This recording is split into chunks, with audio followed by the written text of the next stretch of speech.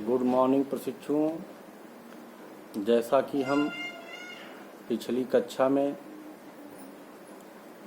दास या गुलाम वंश के बारे में चर्चा किए थे, आप सब लोग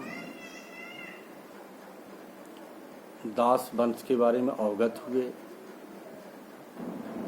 इसके अंतर्गत कुतुबुद्दीन ऐबक और इल्तुतमिश के बारे में हम चर्चा किए थे। अब हम रजिया सुल्तान के बारे में चर्चा करेंगे। इल्तुतमिश ने अपनी पुत्री रजिया को अपना उत्तराधिकारी बना दिया था, परंतु सरदारों तथा उलेमा के विरोध के चलते इल्तुतमिश की मृत्यु के बाद उसका पुत्र रुकनुद्दीन फिरोज गद्दी पर बैठ गया, लेकिन दुर्बल शासक होने के कारण 1236 ईस्वी में रजिया दिल्ली की गद्दी पर बैठी और सुल्तान कही जाने लगी।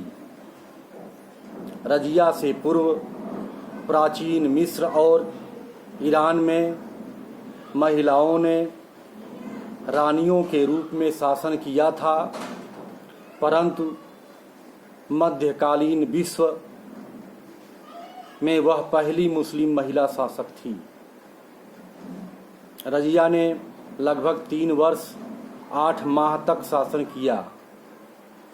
अमीर तुर्की सरदार महिला सुल्तान को बर्दाश्त नहीं कर सके और उसके विरुद्ध षड्यंत्र और विद्रोह करने लगे, जिसमें सबसे सशक्त विद्रोह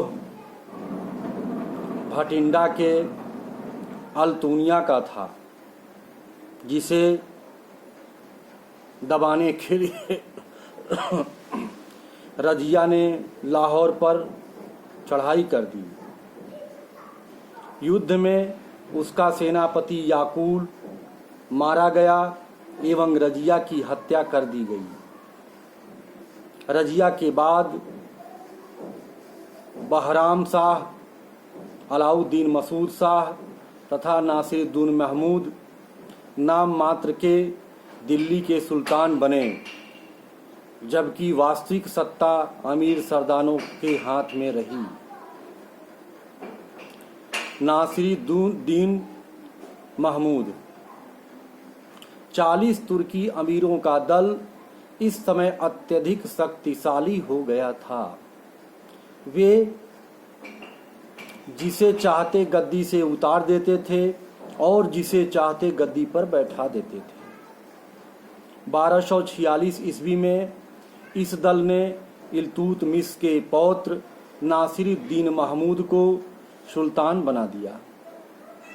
महमूद ने एक अमीर जिसका नाम बलवन था को अपना नायक बनाया। बलवन ने धीरे धीरे अपनी स्थिति सुदृढ़ कर ली और वह एक शक्तिशाली सरदार बन गया। 1265 ईस्वी में नासिरुद्दीन महमूद के बाद बलवन गद्दी पर बैठा।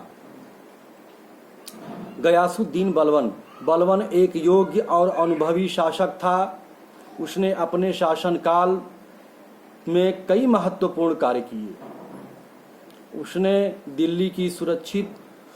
दिल्ली को सुरक्षित बनाने के लिए अपने पास के जंगलों को कटवाया और साफ करवाकर वहां पुलिस चौकियों का निर्माण करवा दिया। इस प्रकार वह दिल्ली के आसपास रहने वाले मेवातियों के विद्रोह को रोकने में सफल रहा। मेवातियों के अलावा उसने अन्य विद्रोह का भी दमन किया। बलवन ने कानूनों को लागू करने की कठोरता बरती। उसने राजा के पद को प्रतिष्ठित बनाया।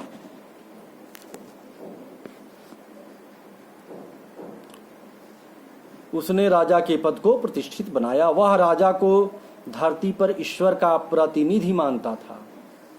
बलवन का मानना था कि राजा को ईश्वर से शक्ति प्राप्त होती है,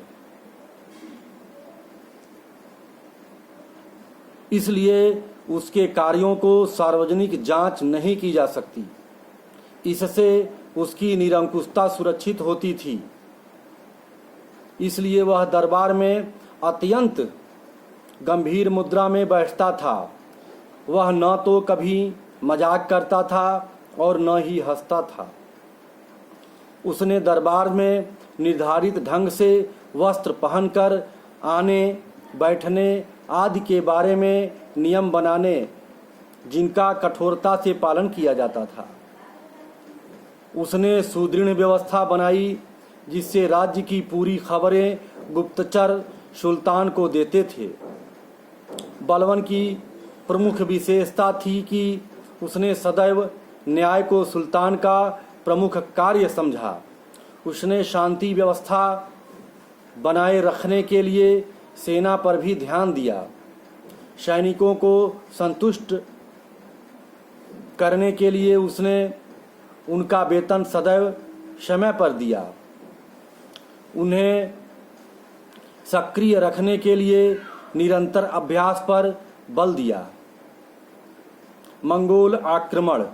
बलवन ने राज्य को बाहरी आक्रमणों से बचाने एवं मंगोलों की शक्ति को रोकने का प्रयास किया।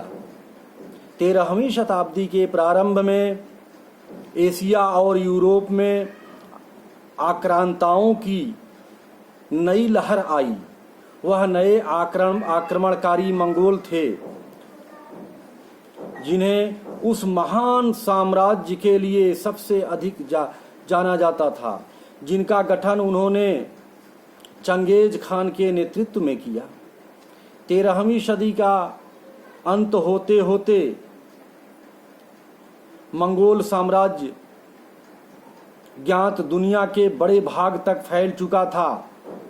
चंगेज खान के नेतृत्व में उनकी शक्ति बहुत बढ़ गई थी।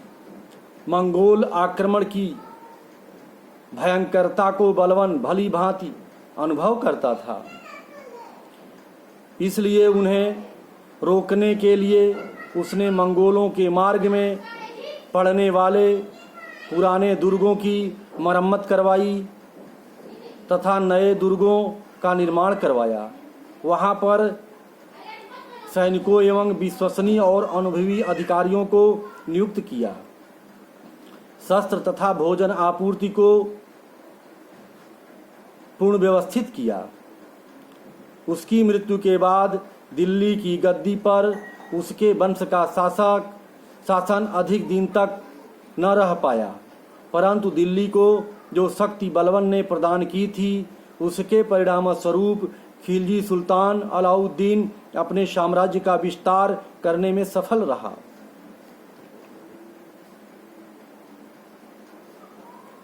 बस आज यहीं तक। धन्यवाद।